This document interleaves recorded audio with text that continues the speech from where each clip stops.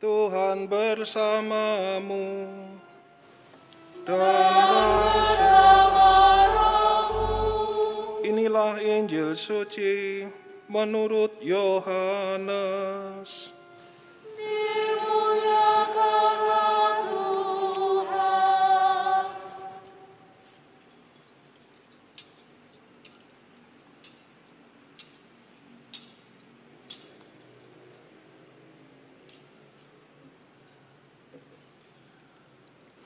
Dalam amanat perpisahannya, Yesus berkata kepada murid-muridnya, "Masih banyak hal yang harus kukatakan kepadamu, tetapi sekarang kamu belum dapat menanggungnya.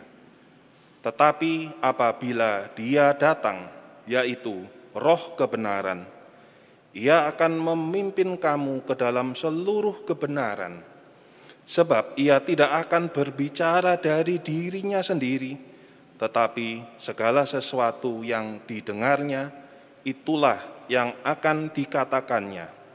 Dan Ia akan memberitakan kepadamu hal-hal yang akan datang. Ia akan memuliakanku, sebab Ia akan memberitakan kepadamu apa yang Dia terima dariku. Segala sesuatu yang Bapa miliki adalah milikku. Sebab itu aku berkata, Ia akan memberitakan kepadamu apa yang Dia terima dari aku." Demikianlah sabda Tuhan.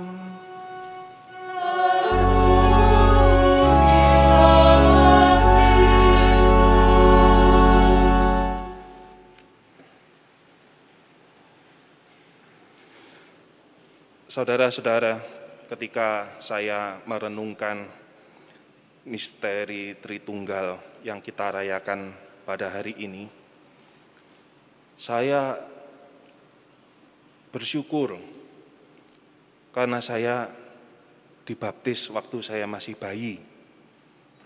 Masih ingat saya tanggalnya 8 Desember di paroki di Surabaya. Saya membayangkan kalau saya dibaptis dewasa, bisa jadi saya akan bertanya, apa arti Allah Tritunggal?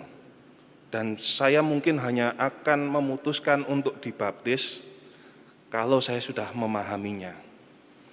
Dan kalau begitu, barangkali sampai meninggal saya tidak akan dibaptis. Karena tidak akan sampai memahami seperti yang saya inginkan. Apakah sekarang saya sudah puas dengan pemahaman saya? Belum. Meskipun saya belajar filsafat dan teologi sebelum ditahbiskan, saya merasa masih belum memahami. Dan saya merasa itu normal, itu yang benar.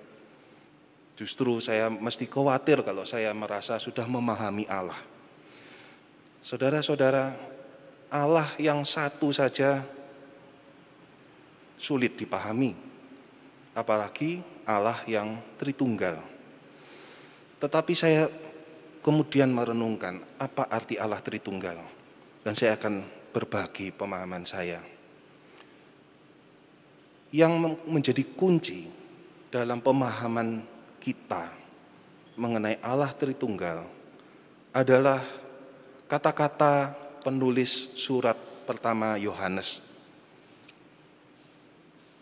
bab 4 ayat 8. Allah ialah kasih. Penulis surat pertama Yohanes itu tidak mengatakan bahwa Allah memiliki kasih. Ia mengatakan Allah ialah kasih. Itu sama dengan mengatakan Yohanes ialah manusia. Saya dulu punya anjing namanya Bravo. Bravo ialah anjing, dan itu berbeda dari Bravo memiliki anjing. Allah ialah cinta, bukan sekadar Allah mencintai, Allah memiliki cinta. Tetapi itu hakikat Allah, cinta. Tentu saja Ia mencintai dan ia memiliki cinta. Tetapi itu bukan sekadar sesuatu yang dilakukannya, bukan dalam bahasa Inggris doing, tapi being-nya sendiri, hakikatnya sendiri ialah cinta. Dan apa arti cinta? Cinta selalu mengandaikan adanya bukan hanya subjek aku, melainkan juga engkau. Dan kalau ada engkau, maka aku bisa berkata dengan engkau ada kita. Dengan kata lain, cinta tidak pernah sendiri. Cinta tidak dalam kesepian. Cinta ada dalam kebersamaan. Aku bersama engkau, ada kita. Allah adalah kasih, cinta. Maka Allah sebagai cinta tidak berada dalam kesendirian, tidak merasakan kesepian. Ada Bapa, Putra, dan Roh Kudus. Apa yang bisa kita bayangkan mengenai cinta antara Bapa, Putra, dan Roh Kudus itu? Relasi antara dua manusia yang saling mencintai dapat membantu kita untuk memahami relasi cinta antara Allah Bapa, Putra, dan Roh Kudus. Kalau aku mencintai engkau, apa yang engkau rasakan, apa yang engkau butuhkan, apa yang engkau pahami, apa yang engkau kehendaki, itu juga kurasakan, kubutuhkan, kupahami, dan kukehendaki. Seperasaan, sepemikiran, sepengertian, sekehendak.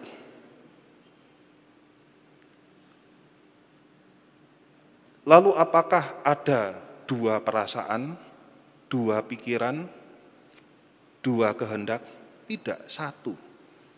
Tetapi satu kehendak ini, satu pikiran ini, satu perasaan ini tidak meniadakan relasi antara engkau dan aku. Engkau masih tetap ada, tidak lebur dengan aku. Begitu juga aku tidak lebur dengan engkau. Inilah kasih Allah dalam relasi antara Bapa, Putra, dan Roh Kudus. Kita bisa membayangkan juga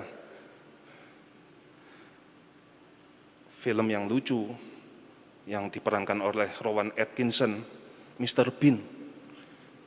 Dia sering tampak asosial, tetapi ia toh punya boneka. Dan ia dapat berkomunikasi dengan bonekanya itu. Dia karena kesepian membuat kado hadiah buat dirinya sendiri. Tetapi tetap ada komunikasi dengan boneka itu. Maka Allah adalah cinta, menunjukkan realitas kesatuan dalam cinta antara Bapa, Putra, dan Roh Kudus yang saling mencintai. Saudara-saudara, dalam Injil yang tadi kita dengarkan, Yesus berkata bahwa Roh Kudus akan datang meneruskan pekerjaan Yesus. Kepergian Yesus mendatangkan Roh Kudus yang menjelaskan apa yang sudah dikatakan oleh Yesus kepada murid-muridnya, namun belum dipahami oleh para muridnya itu. Inilah peran Roh Kudus, melanjutkan, meneruskan pekerjaan Yesus. Apa pekerjaan Yesus? Menyatakan rahasia Bapa, mewahyukan Allah. Sampai kita kita menjadi tahu bagaimana Allah itu, siapa Allah itu yang disebut atau dipanggil oleh Yesus sebagai Bapa. Kita menyapanya karena kita mengikuti Yesus yang menyapa Allah sebagai Bapa. Saudara-saudara, Allah Tritunggal bukan teori yang canggih, bukan konsep atau gagasan orang yang pintar berspekulasi.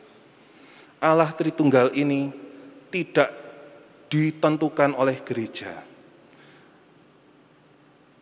Allah Tritunggal merupakan frase kumpulan kata yang mengungkapkan pengalaman para murid Yesus yang berjumpa dengan Yesus, mengikuti Yesus, punya pengalaman selama Yesus hidup di dunia ini. Dan mereka menjadi takjub, terharu dan kagum setelah lama-lama menyadari, terutama setelah Yesus pergi naik ke surga, Roh Kudus membuat mereka menyadari bahwa Yesus ini ialah Putra Allah. Dalam arti apa? Allah membuka hatinya kepada kita dalam Yesus. Allah menyatakan diri kepada kita, kita menjadi tahu siapa dan bagaimana Allah itu dalam diri Yesus. Dalam apa yang Dia ceritakan dengan berbagai cara, juga dengan perumpamaan, dengan tindakan-tindakannya yang mencintai. Dan ini juga terus diteruskan, diceritakan dari waktu ke waktu sampai kepada kita. Kita menerima itu dan kita percaya. Bagaimana kita bisa memahami, bagaimana kita bisa menerima itu? Karena Roh Kudus. Itulah Allah Tritunggal yang saya renungkan. Kita juga mengalami Allah Tritunggal. Bukan hanya para rasul yang pernah berjumpa face to face dengan Yesus, kita pun punya pengalaman akan Allah, sumber dan dasar, asal usul segala sesuatu. Dan kita mengenal Allah melalui Putra yang menjadi manusia, anak Maria, Yesus itu. Dan kita bisa mengalami itu, kita bisa memahami bahwa inilah Allah Tritunggal yang kita alami karena Roh Kudus. Pengalaman-pengalaman ini tidak khas Kristiani, tentu saja. Roh Kudus ada dalam semua budaya, ada dalam semua masyarakat, juga dalam agama-agama. Tetapi yang membedakan kita dengan yang lain adalah bahwa kita mengenal Allah itu melalui Kristus. Yang sering kita lupakan adalah Roh Kudus. Kalau kita berdoa, kita biasa berdoa kepada Bapa, berdoa kepada Yesus Kristus, Tuhan dan pengantara kita, Putra. Tapi kita sering lupa akan Roh Kudus. Tapi kita dari waktu ke waktu selalu mengalami Roh Kudus itu. Ketika kita tergerak melihat orang yang membutuhkan pertolongan, bukan hanya seperasaan dalam arti seperti yang dikatakan oleh Santo Paulus dalam surat kepada umat di Roma, gembiralah bersama yang gembira, menangislah bersama yang menangis. Itu bagus seperasaan, tapi lebih daripada itu, sampai seperti orang kebelet, tidak tahan itu, untuk menolong. Dan ini bisa disebabkan oleh pengetahuan dari berita misalnya. Membaca ada bencana, lalu orang tergerak untuk berangkat ke tempat bencana, menolong. Gambaran kebelet ini bagus untuk membuat kita memahami bagaimana Roh Kudus itu begitu kuat menggerakkan. Orang kalau kebelet itu jalannya tidak lagi gagah dan anggun, tapi akan lucu. Dan apapun akan dia, orang yang kebelet itu akan menerjang ya, pokoknya supaya cepat menunaikan apa yang harus dilakukan. Saudara-saudara, itulah Roh Kudus ketika kita merasa tergerak untuk mencintai, untuk melayani orang yang membutuhkan pertolongan. Semoga kita semakin menyadari dengan merayakan misteri Tritunggal Allah pada hari ini, dari hari ke hari kita semakin menyadari pengalaman-pengalaman kita akan Allah Tritunggal itu, yang selalu kita ingat dengan membuat tanda salib sebelum dan sesudah berdoa. Dan dengan demikian kita juga menjadi semakin bersatu dengan Allah dalam cinta, seperti Roh Kudus, Putra dan Bapa bersatu dalam cinta yang kita rayakan relasinya, hakikatnya dalam perayaan Ekaristi pada hari ini, Hari Raya Tritunggal yang Maha Kudus.